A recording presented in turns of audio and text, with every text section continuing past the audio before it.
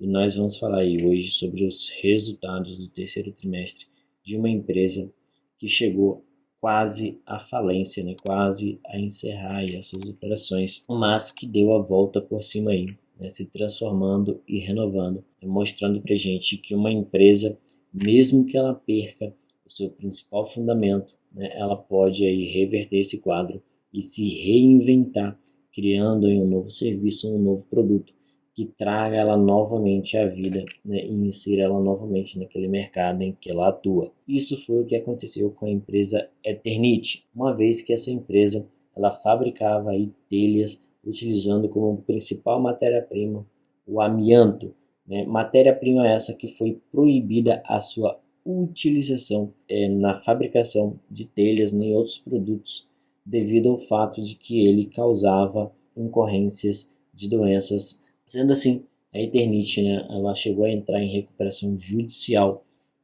Recuperação judicial essa que ainda eles estão realizando alguns pagamentos, mas, né, a empresa se reinventou aí. Então, vamos falar um pouco dessa empresa, mas antes da gente ir diretamente para o nosso conteúdo, vou pedindo para você curtir, comentar e compartilhar esse vídeo. E se você ainda não é inscrito aqui no canal, inscreva-se. Também relembrando que esse vídeo não se trata de recomendação de compra, venda ou manutenção do ativo aqui estudado.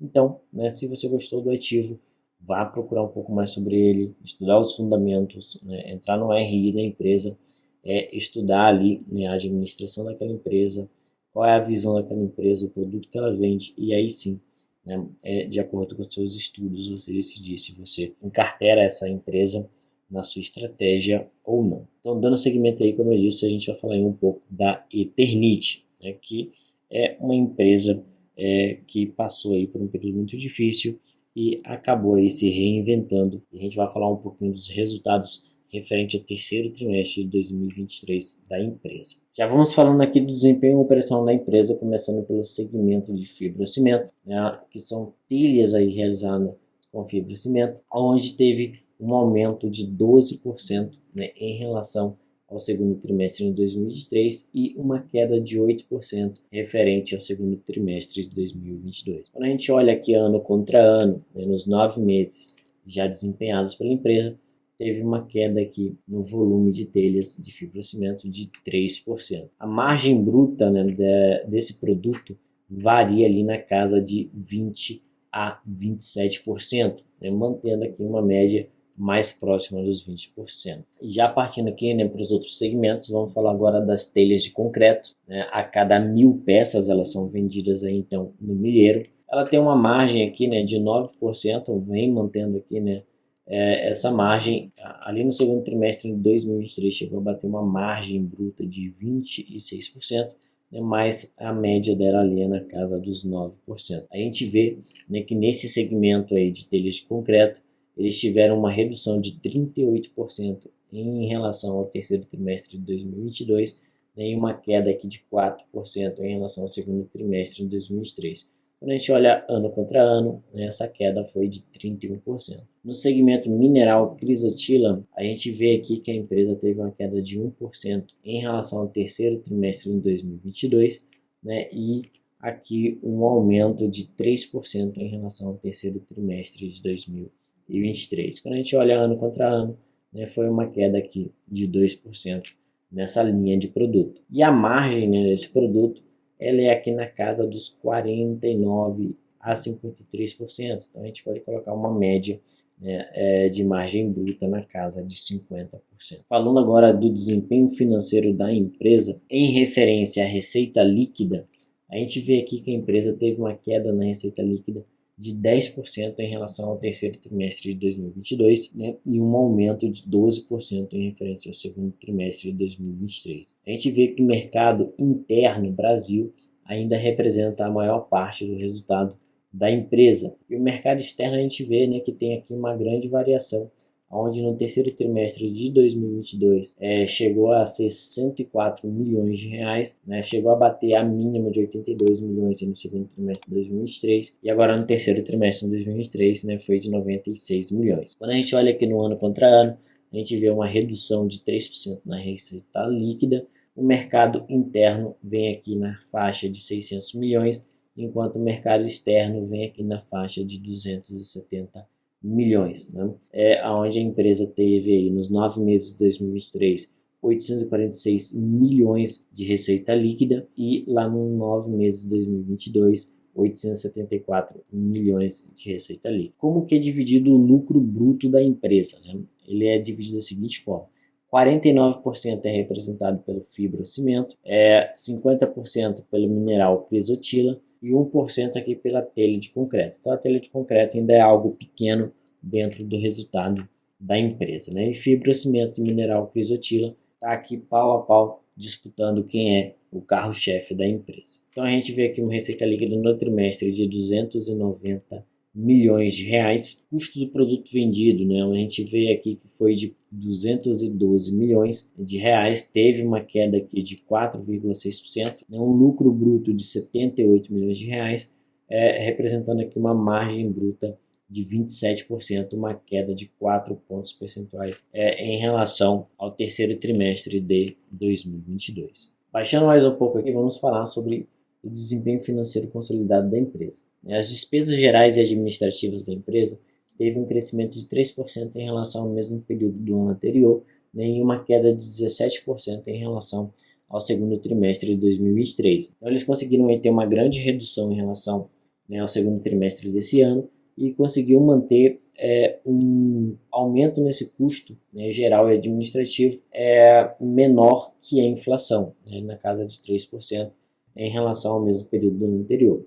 Quando a gente olha, né, no ano contra ano, os 9 meses já executados pela empresa, a gente tem aqui um crescimento de 7%. As despesas com vendas, né, teve aqui uma queda de 5% em relação ao mesmo período do ano anterior e uma queda de 26% em relação ao segundo trimestre de 2023. Já quando a gente olha no ano contra ano, né, teve um aumento aqui de 10%. Então, em cima da receita líquida da empresa, que foi 290 milhões, eles tiveram despesas com vendas na casa de 26 milhões de reais, tendo aqui uma receita líquida na casa de 9%. Então, continuando aqui, né, falando sobre o desempenho financeiro, vamos falar agora de EBITDA recorrente. Esse EBITDA recorrente da empresa, comparando, né, o terceiro trimestre desse ano contra o terceiro trimestre de 2022, a gente vê aqui, né, uma queda de 34% nesse EBITDA recorrente, aonde ele atingiu aí 37 milhões de reais nesse trimestre. A margem EBITDA, né, ela está bem volátil. Ela foi de 18% lá em 2022 no terceiro trimestre, de 14% no primeiro trimestre de 2023, de 6% no segundo trimestre de 2023 e agora teve um crescimento de 7 pontos percentuais, né, chegando a 13% agora no terceiro trimestre de 2023. Quando a gente olha, né, no ano contra ano, teve uma queda de 42% no EBITDA recorrente, chegando aqui a 95 milhões agora em 2023 contra 163 milhões lá em 2022. E a margem também, né, teve uma grande queda aqui, que era de 19% em 2022 e está em 11% agora em 2023. Como essa margem líquida teve essa grande variação, né, acabamos tendo aqui uma grande variação também no lucro líquido. Né, lucro líquido esse, né, que teve uma queda de 49% em relação ao terceiro trimestre de 2022, mas teve um crescimento em relação ao segundo trimestre de 2023 de 7 pontos percentuais, né, chegando aqui a 7%. A margem líquida, aqui, né, o lucro líquido, ele também tem uma margem que varia bastante, saindo lá de 13% no terceiro trimestre de 2022, chegando aqui a ter um prejuízo praticamente no segundo trimestre de 2023 e agora, né, melhorando a sua margem, voltando a ter aqui a mesma margem do primeiro trimestre, que é uma margem de 7%. Quando a gente olha no ano contra ano, né, a empresa teve aqui uma queda de 64% nos seus lucros, né, nos 9 meses já consolidados, tendo aí, né, um resultado líquido de 44 milhões de reais nesses 9 meses, né, uma margem líquida aí de 5% no lucro. E contra, né, 123 milhões de reais no mesmo período do ano anterior, com uma margem de 14%. Então, a empresa acabou tendo uma leve piora aí nos seus resultados. Quando a gente olha aqui, né, a questão do caixa líquido e do endividamento da empresa, a gente vai perceber, né, que a empresa ela vem aqui tendo um aumento, né, na alavancagem, chegando agora, né, uma alavancagem de 0,9 vezes o EBITDA. Continuando falando sobre a dívida da empresa, né, tem a dívida concursal e a recuperação judicial. Então, né, as dívidas da empresa estão divididas em três classes, que é a classe 1, a classe 2 e a classe 3. Né? Então, eles têm esses três tipos aqui de credores, né? E esses credores eles recebem de formas diferentes. Né? Inclusive, eles estão tentando fazer com que os credores aqui da classe 1, né, venham aqui para a classe 3, porque eles têm reservas, né, separadas, né, aqui na classe 3. Então, se eles conseguirem trazer esse pessoal aqui da classe 1 para a classe 3, eles vão conseguir diminuir ainda mais, né, essa dívida, porque eles vão conseguir utilizar esses recursos que estão separados para a classe 3. Né? Então, esses credores estão divididos da seguinte forma: 4% são credores trabalhistas, 82% é o Banco da Amazônia e 14% são fornecedores concursais. O valor total da dívida, né, é de 37,3 milhões de reais. E no terceiro trimestre a companhia conseguiu efetuar aí, né, pagamentos no valor de 1 milhão de reais.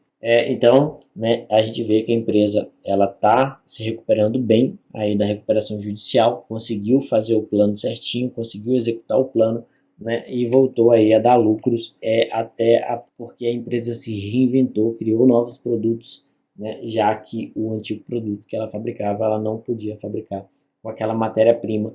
Matéria-prima essa a qual a própria empresa era dona, né, de algumas jazidas, a qual elas retiravam essa matéria-prima, então ela tinha um custo de matéria-prima muito baixo, né? Mas a empresa conseguiu se reinventar aí, né? E voltar a jogar o jogo. Aí tem os projetos estratégicos da empresa, né? Tem um Greenfield no Ceará, que vai representar aí um crescimento muito importante na produção, né, de telhas de fibrocimento, as telhas solares, né, que é as famosas telhas fotovoltaicas deles, que essa telha ela vai permitir, né, a absorção de raios solares para poder fazer aí a geração de energia.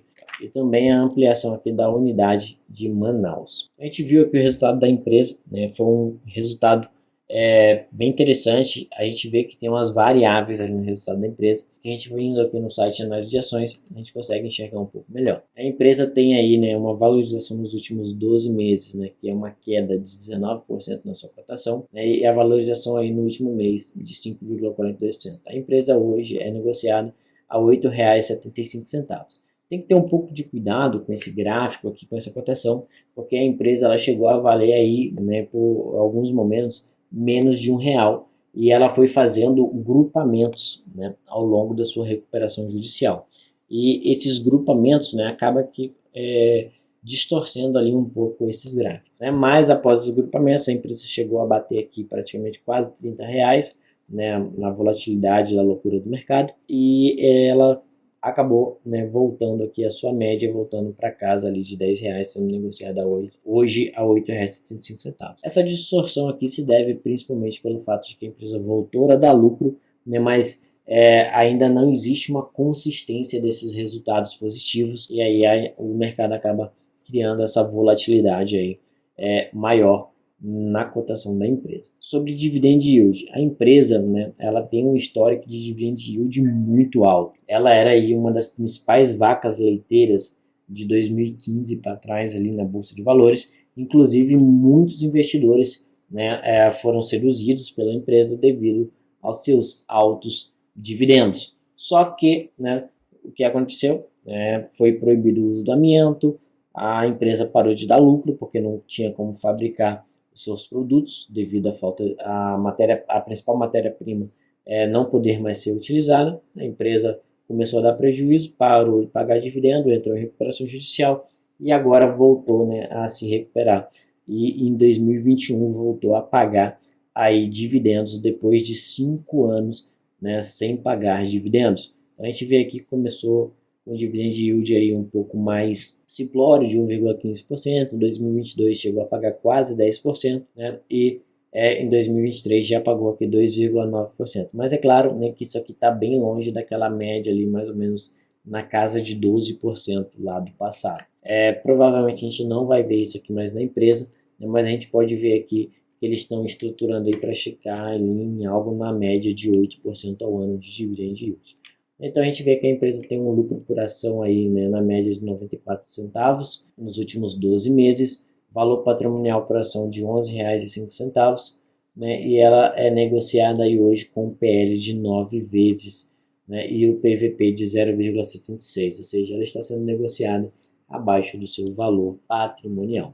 Então, quando a gente olha aqui, né, o histórico da empresa, da receita líquida versus lucro líquido, a gente vê que a empresa sempre dava lucro, né? Chegou aqui em 2015, 2016, ela, com a proibição, ela começou a declinar, chegou a dar um prejuízo aqui de 276 milhões de reais, né? Mas voltou aqui, né, a recuperar e voltou a dar lucro ali em 2020, que foi onde voltou a pagar os seus primeiros dividendos depois de 5 anos. A gente vê que a empresa cresceu bem a sua receita líquida novamente, né, mas o lucro, apesar de ter chegado aqui a um patamar de lucro líquido de 269 milhões de reais em 2021, em 2022 eles já tiveram lucro líquido de apenas 138 milhões de reais e nos últimos 12 meses lucro líquido aí de 78 milhões de reais, que mostra que a empresa ainda não conseguiu manter uma consistência, né, que ainda tem ali uma volatilidade nos seus resultados. Quando a gente olha para a caixa versus a dívida líquida e a dívida bruta, a gente vê que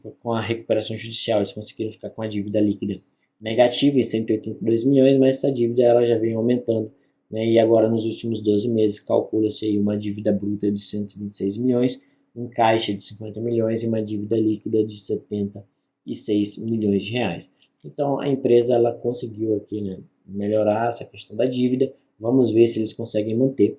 Mas é uma ótima empresa, né, passou por um momento difícil, conseguiu se reinventar, está voltando a jogar o jogo, né, mas é um negócio que a gente tem que ficar de olho, né, ter aquela margem de risco mais apertada, pelo fato de que, né, ela ainda está engateando novamente nesse mercado aí, em que ela atua. Mas eu espero que vocês tenham gostado do vídeo.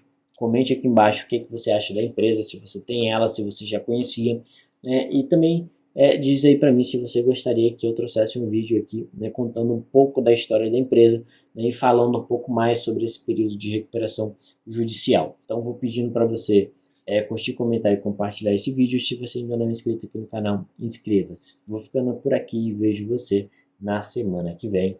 Tchau, tchau.